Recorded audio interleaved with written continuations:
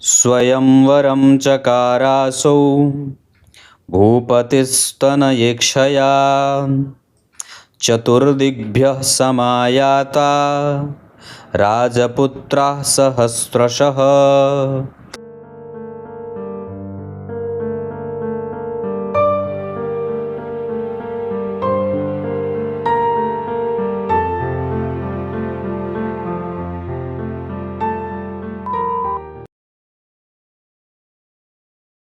प्रिय दर्शकों नमस्कार, एक बार फिर से उपस्थित हूँ आप सबके सामने मंगलवार के कार्यक्रम में। मंगल और शनि की युति विभिन्न भावों में कैसा फल करती है, आज का कार्यक्रम इसी विषय पे केंद्रित रहेगा। शुरू करते हैं आज का कार्यक्रम। कहीं नहीं जाना है, बिल्कुल बन के रहिएगा।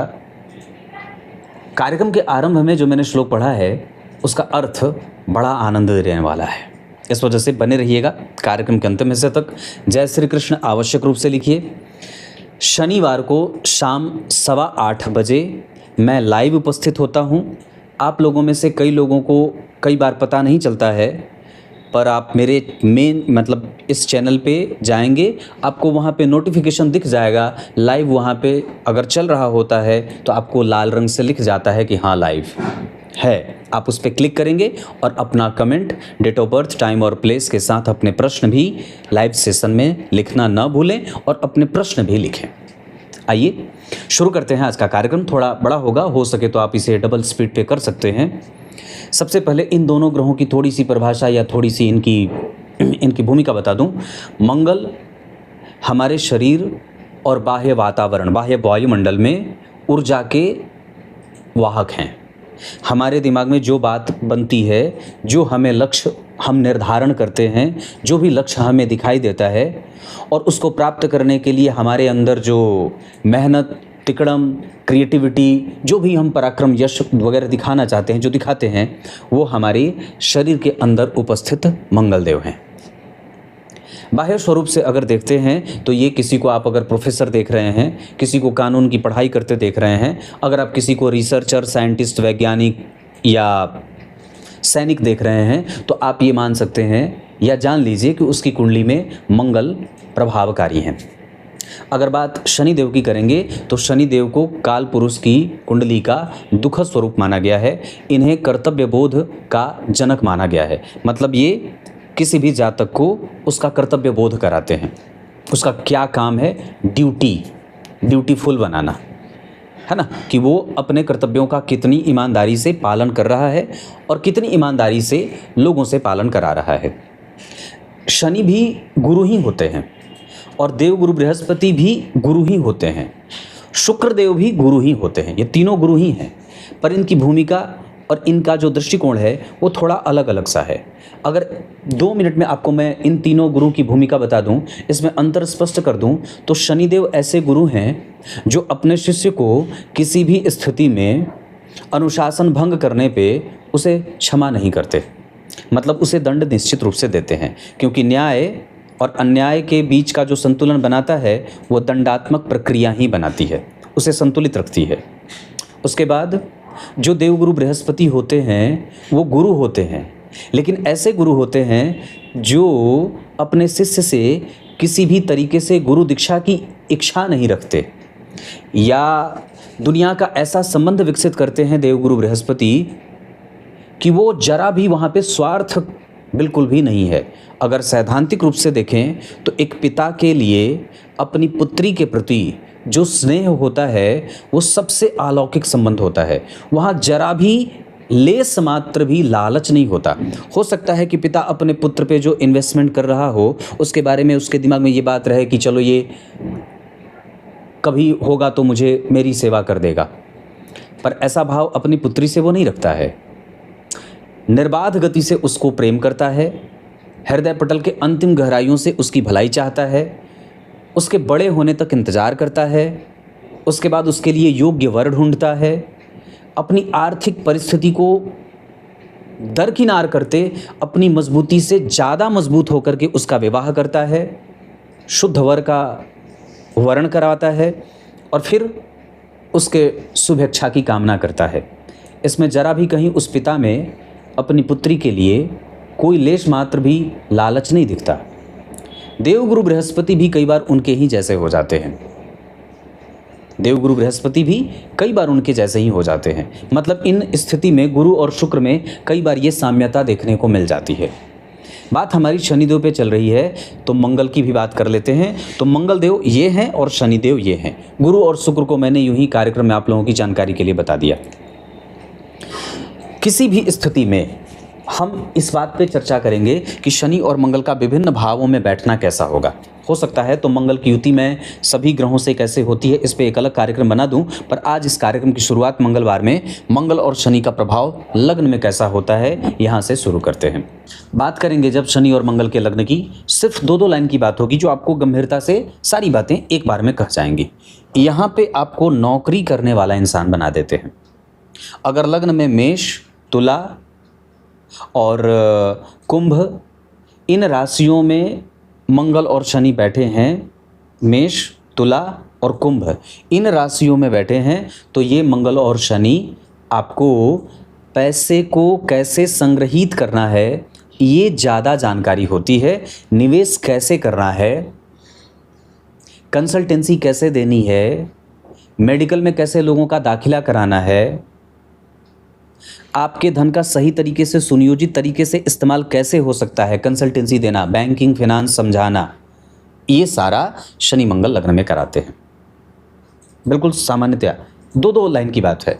यहाँ पे शनि और मंगल आपको समझौतावादी नहीं बनने देते। आपके झगड़े, आपका टकराव किसी बहुत बड़ी संस्थान से हो जाता है और आपके जीवन में परमात्मा के प्रति प्रेम और जीवन की सार्थकता को समझने का जो बल है वो ज़्यादा रहता है। मतलब कि आप यहाँ ईश्वर पे अटूट विश्वास करते हैं, उसके न्याय पे अटूट विश्वास करते हैं और आपको दुनिया भर की मोह माया बिल्कुल भी प्रभावित कई बार ज़्यादा से ज़्यादा नहीं करती है। मतलब आप बहुत ज़्यादा मोह माया बंधन में बंधने वाले नहीं हैं। स्वतंत्रता चाहते हैं, लिबर्टी चाहते हैं। जैसे हमारे स्वतंत्रता सेनानी स्वतंत्रता के इच्छुक थे और वो मृत्यु पे भी हंस देते थे, फांसी के फंदे पे जाने के समय पे भी वो मुस्कुरा देते थे और किसी भी स्थिति में उनका अपना कुछ भी नहीं होता था। वो सदैव अपने आप को समाज के लिए और देश के लिए अपने आप को न्यौछावर कर देते थे। तो ये ऐसे ही लोग होते हैं जिनकी कुंडली के लग्न में शनि मंगल बैठे होते हैं। जन्म कुंडली के दूसरे भाव में अगर शनि मंगल बैठे हैं, मैंने इस पे एक पहले भी पूर्व में कार्यक्रम बनाया था कि जन्म कुंडली के दूसरे भाव में अगर मंगल देव बैठे हैं तो आपको ना धन बचाने की तरफ आपका दिमाग खूब लेके जाते हैं। इसका अर्थ होगा कि जन्म कुंडली के दूसरे भाव में शनि और मंगल जब बैठेंगे तो व्यक्ति को धन का लालची भी बनाते हैं और धन का संग्रहण कैसे किया जाए ये विचार भी उसको आता है। चूँकि द्वितीय भाव पैतृक संपत्ति का होता है, इस वजह से यहाँ आपको आपकी पैतृक संपत्ति के लिए जूझना और लड़ना पड़ता है। इतना ही नहीं, यहाँ आपके कई बार आपके मित्र, आपकी सहपाठी, आपके पार्टनर, आपके लाइफ पार्टनर और आपकी पैतृक संपत्ति आपसे अधूरे संबंधों के साथ होते हैं या वो उनके लिए आपको लड़ना पड़ता है या कई बार वो संबंधों में जो लॉन्जिविटी होनी चाहिए वो नहीं रहती है। इसके साथ साथ यहाँ आपकी आयु अच्छी होती है और आपकी वाणी कई बार बड़ी कर्कश कठोर, आपका स्वाद बड़ा तीता कड़वा कठोर मसालेदार होता है और कई बार आप दूसरों के हिसाब से अपने आप को जरा भी बदलना नहीं चाहते हैं। आप रफ़ एंड टफ़ हैं और हमेशा टफ़ बने ही रहना चाहते हैं।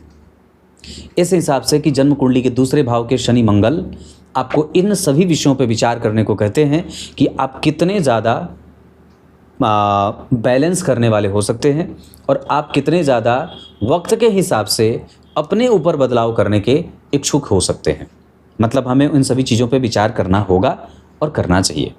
जब जन्म कुंडली के तीसरे भाव में शनि और मंगल की युति हो एक साथ तो ये आपके पैतृक संपत्ति का पहले नष्ट कराते हैं और ये विचार देते हैं कि नहीं, मुझे जो पहले से मिला है मैं उसे नहीं आगे बढ़ाऊंगा, पहले मैं उसे ठिकाने लगाऊंगा, उसके बाद अपने पराक्रम के बल पे मैं वो सारी संपत्ति को रीएनोवेट करूंगा, फिर से नया बनाऊंगा। मतलब यहाँ आपको आपकी पूर्वार्जित संपत्ति जो आपके पिता के द्वारा अर्जित थी, आपका उससे मोह ज़्यादा नहीं होता और आप यहाँ अपने बच्चे से ज़्यादा किसी को भी तवज्जो नहीं देते हैं। यहाँ आपको ये बात बहुत सरलता से, आसानी से आपके दिमाग में बैठ जाती है कि ये मेरा है और ये पराया है। यहाँ आपको भाग्य को संघर्ष में भी देखने को मिल जाता है। भाग्य का साथ थोड़ा कम मिलता है और संघर्ष प्रायः बना रहे। सगे भाई बहन से छुटकारा हो जाए या कई बार उनके षड्यंत्र के शिकारी हो जाएं। इतना ही नहीं, जेब कतरे, यात्रा और नदी नाला, पहाड़, तालाब, कुआं, बावड़ी आदि से और उनमें रहने वाले जीवों के काटने के कारण व्यक्ति की मृत्यु हो जाती है। इतना ही नहीं, यहाँ व्यक्ति अपने कम्युनिकेशन पे फुल फोकस के साथ काम नहीं करता है। अन्यथा अगर ये सब चीज़ें नहीं करेंगे तो कमज़ोरी होंगी। मतलब हमें वहाँ पे शनि और मंगल को, अगर हमारी कुंडली में वहाँ बैठे हैं तो हमें इन सभी विषयों पे विचार करना होगा। जन्म कुंडली के चौथे भाव के शनि मंगल व्यक्ति के ना बाहर से देखने में उस व्यक्ति को ऐसा लगेगा आपको कि ये बड़ा ही संतुलित आदमी है और बड़ा ही धनवान है, क्योंकि उसके कपड़े बहुत ही कड़क और इस्त्री दिए हुए चमकदार होते हैं। पर उसके घर में इतना अंतर्द्वंद, इतना कलह उसके दिमाग में भी मचा हुआ है कि वो उससे बाप बाप करता फिरता है। जन्म कुंडली के चौथे स्थान के जो शनि मंगल होते हैं वो व्यक्ति को ना बाहर से हाथी के दांत खाने के अलग और दिखाने के अलग होते हैं। इसका अर्थ है कि उसकी परिस्थिति पे आपको विश्वास करने से पहले सोचना होगा। जन्म कुंडली के चौथे स्थान के शनि मंगल व्यक्ति को माता और पिता का सुख छीन लेते हैं, उनको भी कष्ट देते हैं जो इनसे जुड़ता है। नौकरी अकेले करनी पड़ती है, घर में भोजन बनाने वाला कोई नहीं होता। संपत्ति इकट्ठा तो बहुत हो जाती है पर उस संपत्ति को उपभोग में लाने वाला कोई नहीं होता। यहाँ व्यक्ति के नाते रिश्तेदार भी उसको ठेंगा दिखाते हुए नजर आते हैं और जन्म कुंडली के चतुर्थ स्थान के शनि मंगल उसको बेचैन और कई बार लापरवाह भी बनाते हैं। कई बार तो चतुर्थ स्थान के शनि मंगल उस जातक को अपनी जिम्मेदारियों को सही तरीके से नहीं निभाने वाला बना देते हैं और साथ ही साथ उसको जीवन भर अकेले एकांत नौकरों के साथ ही जीवन बिताना पड़ता है। यहाँ कई बार उसका बाह्य स्वरूप बड़ा ही चमकीला है पर अंदर उतना ही काला कलूटा है। आप इसको ध्यान में रखिएगा। नौकरी बहुत अच्छी है पर दिन रात आप नौकरी कर भी रहे हैं पर न तो आपके पैसे का कोई उपभोग करने वाला है और न तो आपके पैसे पे किसी की आदेश चलेगी कि मुझे ये चाहिए, मुझे वो चाहिए। मतलब यहाँ पे घर परिवार का सुख नहीं मिलता। संपत्ति है पर खाने वाला नहीं है। जन्म कुंडली के पंचम भाव में शनि मंगल अगर बैठते हैं तो व्यक्ति को ना रिसर्चर, साइंटिस्ट और प्रयोगशाला में दिन रात काम करने वाला बना देते हैं। उसकी कीर्ति चहुओर फैलती है, वो संततिवान होता है, आक्रामक रवैया अपनाने वाला, शत्रुओं से धन कमाने वाला, अपनी बुद्धि को कभी भी अपने विपरीत नहीं जाने देने वाला, मजबूत इच्छा शक्ति का सुदृढ़ पुरुष और स्त्री बना देते हैं। अगर वो सम संख्या की राशि में बैठे हैं, मतलब 2, 4, 6, 8, 10, 12, तो आपकी शिक्षा 100% आपके काम आ जाती है। लेकिन अगर जन्म कुंडली के पंचम भाव में शनि मंगल बैठे हैं और विषम संख्या की राशि में बैठे हैं 1, 3, 5, 7, 9, 11, तो आपकी शिक्षा कई बार अपूर्णता को प्राप्त कर जाती है। यहाँ आपको अपने प्रेम के लिए भटकना पड़ता है। विवाह होने के बाद व्यक्ति का दिमाग नुकसान में जाने लगता है या कई बार पंचम भाव में शनि मंगल प्रेम विवाह करवा तो देते हैं पर बाद में चल कर के व्यक्ति को बड़ा पश्चाताप दिलाते हैं। इसका अर्थ होता है कि पंचम भाव के शनि मंगल पे हमें हमारा प्रोफेशनल करियर बहुत अच्छा होता है पर पर्सनल फ्रंट पे हम कमज़ोर महसूस करते हैं। अब आप लोग तो ये बात जानते ही हैं कि जन्म कुंडली का छठा स्थान शत्रु का होता है, विपरीत परिस्थितियों का होता है, आपको ऋण में ले जाने का होता है, आपको दिवालिया बनाने का होता है, आपको साहसी बनाने का होता है, ऑब्स्टेकल का होता है, कई बार कंजूसी का भी होता है। और जन्म कुंडली के छठे भाव से आपके नौकर चाकर के पराक्रम और वो आपके प्रति कितने ईमानदार हैं इसका भी विचार किया जाता है। आपके जीवन में भाई बहन का सुख और आप जो मेहनत कर रहे हैं उसका सुख कितना है ये भी जन्म कुंडली के छठे भाव से देखा जाता है।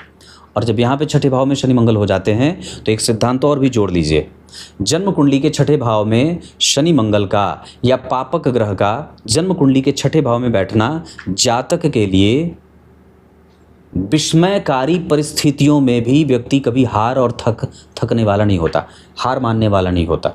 वो शत्रुओं के घर में घुसता है, मारता है, चाय पीता है और यूं निकल जाता है। जैसे अभी हमारी हुई ऑपरेशन, घर में घुसे, मारे। हालांकि मुझसे किसी ने पूछा था व्हाट्सएप पे कि पंडित जी युद्ध के बारे में आपका क्या ख्याल है, क्या होगा, तो मैंने एक बार में कह दिया था आधा अधूरा, ऐसा लिख दिया था। मैंने लिख दिया था युद्ध के बारे में क्या ख्याल है, आर या प्यार, मैंने कहा आधा अधूरा। तो वैसे ये लड़ाई अधूरी थी, पर विषय ये नहीं है। पर फिर भी यहाँ छठे भाव के शनि मंगल व्यक्ति को आर पार की लड़ाई करवा देते हैं। डॉक्टर हो जाए, रिसर्चर हो जाए, साइंटिस्ट हो जाए, सर्जन बढ़िया हो जाए और भविष्य को देखने वाला हो जाए, अच्छी आयु वाला हो जाए, टेंडर लेने का काम हो जाए, ऐसा काम जिसमें बहुत सारे रिस्क हों, बहुत सारे दुश्मन बनते हों, इस तरीके का काम व्यक्ति करने वाला होता है। और उसके शत्रु उससे भी ज़्यादा सैद्धांतिक होते हैं और वो कभी भी उन शत्रुओं को थकने या हारने नहीं देता। मतलब क्या है कि वो स्वयं भी थकता और हारता नहीं है और उन्हें भी थकने और हारने नहीं देता है। दोनों के द्वंद्व लगे रहते हैं। जन्म कुंडली के छठे भाव के शनि मंगल व्यक्ति को नौकरी दिलवाते हैं, प्रतिष्ठापन्न बनाते हैं, थोड़ा ऋणी बनाते हैं। व्यक्ति की जिम्मेदारियां कभी समाप्त नहीं होती। उसके जीवन में पत्नी से मतभेद बने रहते हैं। संघर्ष प्रायः बना रहता है, लेकिन जीत भी आवश्यक रूप से हो जाती है। यहाँ कई बार उसका काम किसी दूसरे के माध्यम से होता है।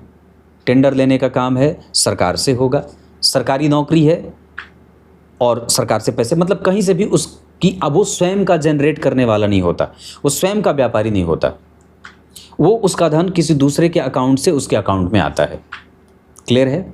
जन्म कुंडली के सप्तम स्थान के शनि मंगल इतने अच्छे परिणाम करते हैं कि आप सोच भी सही नहीं सकते। कई बार यहाँ आपका दाम्पत्य अच्छा है, ससुराल में आदर खूब मिलेगा, ससुराल से दहेज खूब मिलेगा, पत्नी कामकाजी मिल जाती हैं। यहाँ व्यक्ति ना कई बार पत्नी को स्कूल छोड़ने वाला होता है, उसकी ड्यूटी पे वो छोड़ने जा रहा है और वो स्वतः घर पे है, पत्नी का बैठा हुआ खाता है। शनि मंगल का जन्म कुंडली के सप्तम स्थान में बैठना व्यक्ति को आक्रामक रवैया बनाने वाला और थोड़ा दब्बू स्वभाव का डरपोक भी कई बार बना देता है। उसके अंदर तमस तत्व की प्रधानता होती है और कई बार उसका जो स्वाभिमान होता है वो कई बार थोड़ा शांत सा होता है। मतलब वो उतना स्वाभिमानी नहीं होता, आक्रामक होता है और कई बार दूसरों की बातों को सुन लेने वाला भी होता है। पीठ पीछे बुराई करने वाला होता है, लेकिन संपत्ति वाला तो खूब होता है। मतलब धन है, ऐश्वर्य है, सुख है, दाम्पत्य का सुख है, लाभ है, यहाँ पद भी अच्छी मिल जाए, फिर भी व्यक्ति जो होता है वो सामान्यतया ऐसे ही ढूल सा चला रहता है। आपने कई बार ऐसे उच्च अधिकारियों को देखा होगा जो बिल्कुल ही नॉर्मल से रहते हैं, उसके नीचे के कर्मचारी कहते हैं कि ये इतना बड़ा आदमी है फिर भी पता नहीं कैसे रहता है। तो ये वही लोग होते हैं जिनके पीठ पीछे लोग उनके काम की प्रशंसा और अप्रशंसा करते देखे जाते हैं। मतलब वो व्यक्ति थोड़ा उतना मजबूत दिल डोल वाला नहीं होता, सामान्य होता है। आईएएस अधिकारी है पर बिल्कुल एकदम जैसे ऐसे लगेगा जैसा इतना विनम्र है कि उसके बात ही अलग निराली सी। मतलब वो कहीं ना कहीं उत्साहहीन या स्वभाव से थोड़ा हीन होता है, खुद को कमज़ोर या कम मान लेता है, लोग उसके ऊपर हावी रह जाते हैं, हो जाते हैं, ऐसा होने वाला होता है। ये शनि मंगल के कारण ऐसा होता है। जन्म कुंडली के अष्टम भाव से आप लोग जानते हैं कि आयु और मृत्यु का विचार किया जाता है।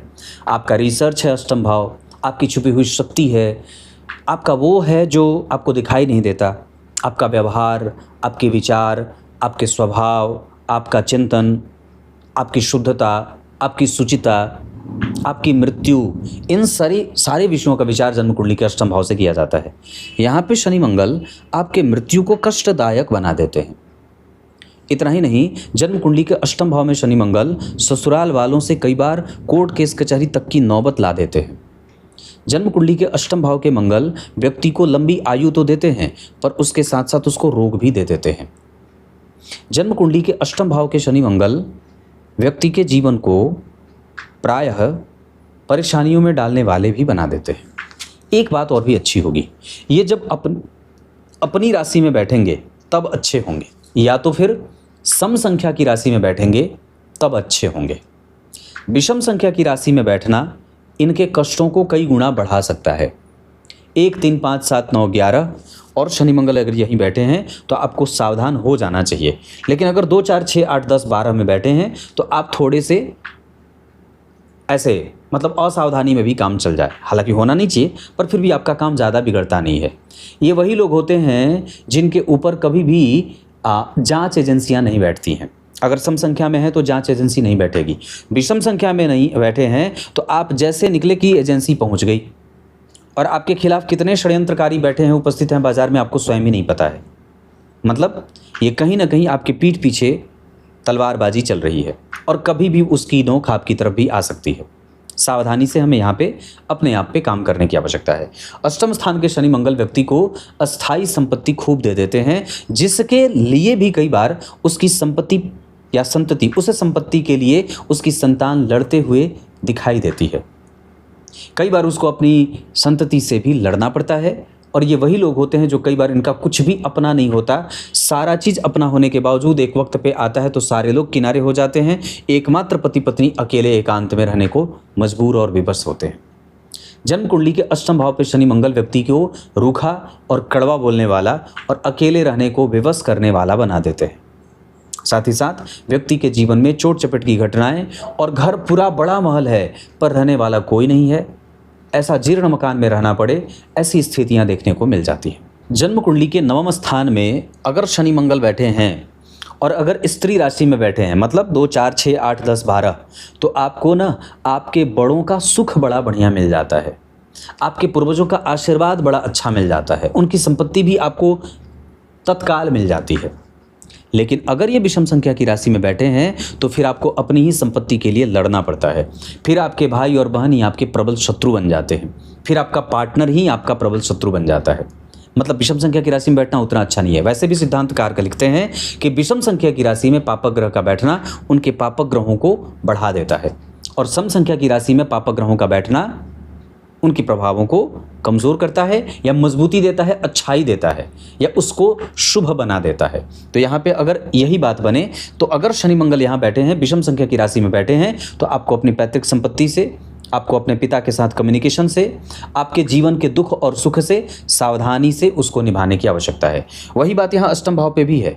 अष्टम भाव में क्या होगा कि अगर पूर्व की आयु में सुख मिला है तो बाद की आयु में कष्ट हो जाएगा, अगर बाद की आयु में सुख मिलेगा मतलब पूर्व की आयु में कष्ट है। मतलब दोनों जीवन के जो 2 छोर हैं वो एक साथ एक जैसे नहीं रहते, यहाँ बदल रही हैं चीज़ें। बाद में सुख तो पहले दुख, पहले दुख तो बाद में सुख, ऐसा ही होगा। तो अगर आपने पूर्व में कष्ट किया है तो आगे सुख होगा, ये इत्मीनान से मान लीजिए। और यही बात यहाँ भी लागू होती है। यहाँ भी अगर नवम भाव में शनि मंगल बैठे हैं तो आपने अगर पूर्व में कष्ट भोगा है तो बाद में सुख भोगेंगे, ये पक्की बात है। लेकिन हाँ, अगर सम संख्या की राशि में बैठे हैं तो अब ये ज़्यादा और भी ज़्यादा मजबूती से अच्छा परिणाम देने वाले हो जाते हैं।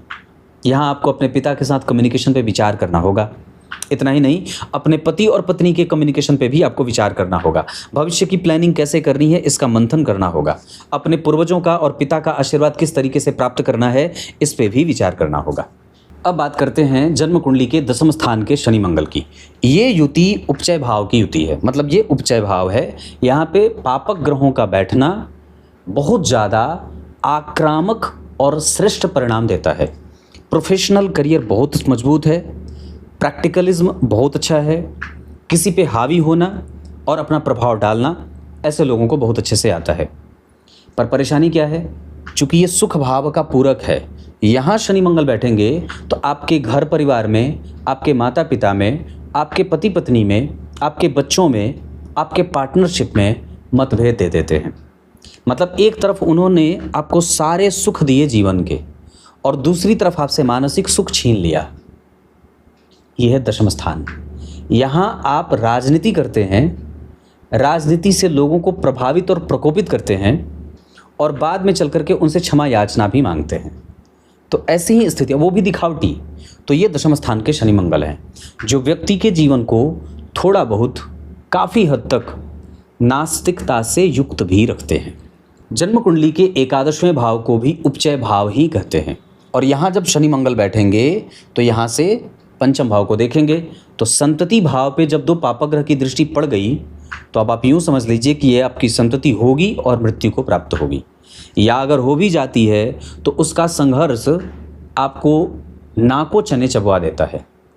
एकादशवें भाव में शनि मंगल आपको तो खूब संपत्ति वाला इंसान बना देता है, पर वो संघर्ष जो आपके हिस्से का था वो कुछ शेष रह जाता है, जो चक्रवृद्धि ब्याज के रूप में बढ़ता रहता है, और वो कष्ट या वो कंपटीशन आपके बच्चों को मिलता रहता है। ऐसी अवस्था में व्यक्ति विवाह में भी धोखा खाता है, मित्रों से धोखा खाता है, प्रेम में धोखा खाता है, संतति से धोखा खाता है, और प्रायः वो एकांत रहने को विवश हो जाता है। यहाँ आपके काम बनते हैं और बिगड़ते भी हैं।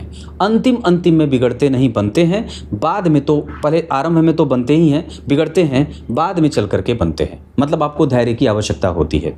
एकादशवें भाव के शनि मंगल अगर विषम संख्या की राशि में बैठे हैं तो आपकी आक्रामकता और बढ़ेगी, और अगर सम संख्या की राशि में बैठे हैं तो थोड़ी समझदारी मिल जाती है। यहाँ आपको खूब संपत्ति मिलती है, पर अचानक से संपत्ति नहीं मिलती, आपको स्ट्रैटेजिकली संपत्ति मिलती है। आराम से धीरे धीरे आपके पास धन आता रहता है और आप उसे खर्च भी करते हैं। हालांकि वहाँ पे आपको अपने आप को प्रेम के मामले में सिद्ध करना पड़ता है, और कई बार आपके प्रेम वाले आपका लाभ भी उठाते देखे गए हैं। जन्म कुंडली के 12वें भाव को मारक भाव तो नहीं कहा जाता, पर वहाँ पे कुछ ऐसी बीमारियाँ मिल जाती हैं जो आपको लंबे समय तक दवाई खाने पर विवश कर देती हैं। ठीक उसी तरीके से अगर किसी भी जातक की कुंडली के 12वें भाव पे शनि मंगल बैठे हैं तो उसको लंबी बीमारी दे देते हैं। गले का हो जाए, कान का हो जाए, पेट का हो जाए, ग्रास नली का हो जाए, मतलब पैरों में हो जाए, फुट माउथ रोग हो जाए, कुछ ऐसी बीमारी हो जाए। उसके बाद 12वें भाव के शनि मंगल संपत्ति खूब बढ़िया दे देते हैं, पर आपके पास जिम्मेदारी भी इतनी रहेगी कि आपकी संपत्ति कम मालूम पड़ने लगती है। 12वें भाव के शनि मंगल शारीरिक सुखों से वंचित करते हैं। यहाँ तक कि पति पत्नी का शारीरिक सुख वंचित हो जाता है, दूर हो जाता है, और यह आजमाया हुआ पक्का है। 12वें भाव के शनि मंगल पति पत्नी को नज़दीक आने नहीं देते। एक दूसरी जगह नौकरी कर रहा है, दूसरा दूसरी जगह नौकरी कर रहा है, साल 6 महीने पे एक बार मिल लिए कभी। तो ऐसी स्थिति में व्यक्ति को स्वयं के ही रतिक क्रिया से उसको अपना सुख ढूंढना पड़ता है। मतलब 12वें भाव के शुक्र शनि मंगल जो होते हैं वो कई बार व्यक्ति को समाज के उच्चस्थ अधिकारी और पद वाले से कोप का भाजन बनाते हैं। मतलब उसके क्रोध का व्यक्ति को सामना करना पड़ता है, ऋण में जाना पड़ता है, बेचैनी भी होती है। हालांकि ये सारे दुख जो होते हैं वो बहुत बड़े नहीं होते, मतलब सामान्य दुखदाई तो होते ही होते हैं। ये हैं जन्म कुंडली में शनि और मंगल की युति प्रत्येक भाव में। अब कार्यक्रम के आरंभ में जो मैंने श्लोक पढ़ा था उसका अर्थ समझिए। नारद जी को ये लगता है कि ये जो शील निधि राजा हैं और इनकी जो ये भारी प्रजा है, इनका इतना सुंदर महल है, इतना सुंदर इनका साम्राज्य है, और इनकी इतनी सुंदर पुत्री है जिसका नाम श्रीमती है, इसका विवाह अगर मुझसे हो जाए तो कैसा होगा। चूंकि वो उनको देख करके मोहित हो गए थे, जो साक्षात भगवान शिव और विष्णु की माया थी। ऐसा सोच करके वो विष्णु लोक को जाते हैं और भगवान ठाकुर जी से पता है क्या कहते हैं। वो ये कहते हैं, आपको मैं सबके सामने अपने मन की बात नहीं बताऊंगा, आपको मेरे साथ एकांत में चलना होगा प्रभु, तब जा करके मैं आपको अपने मन की बात बताऊंगा। ठाकुर जी कहते हैं चलो। किनारे जाते हैं, ठाकुर जी से ये बात कहते हैं। भगवान नारद जी कहते हैं, देखो ना, एक ऐसी बात है, एक बड़ा सुंदर साम्राज्य देखा है मैंने, उसके राजा हैं शीलनिधि और उनकी बिटिया है श्रीमती, नाम है उसका। वो बड़ी प्यारी है, बड़ी सुंदर है, उसका विवाह मुझसे हो जाए, मैं ऐसा सोचता हूँ। और चूंकि ये स्वयंवर के माध्यम से होने वाला है तो वो अपने पसंद से ही एक सुंदर सुकुमार राजकुमार का वर्ण करेगी, और मैं सोचता हूँ कि आप अपनी शक्ल मुझे दे दीजिए, क्योंकि आपसे सुंदर तो कोई है नहीं, और वो परम सुंदरी है। और जब आपकी शक्ल लेकर के, आपकी सुंदर मूरत लेकर के मैं जब उसके सामने जाऊंगा तो बड़े बड़े राजा महाराजा भी ध्वस्त हो जाएंगे, और वो तो मुझे पति स्वरूप में वर्ण मेरा कर ही लेगी। आगे भगवान क्या करते हैं ये कल पता चलेगा। तब तक के लिए बहुत बहुत नमस्कार।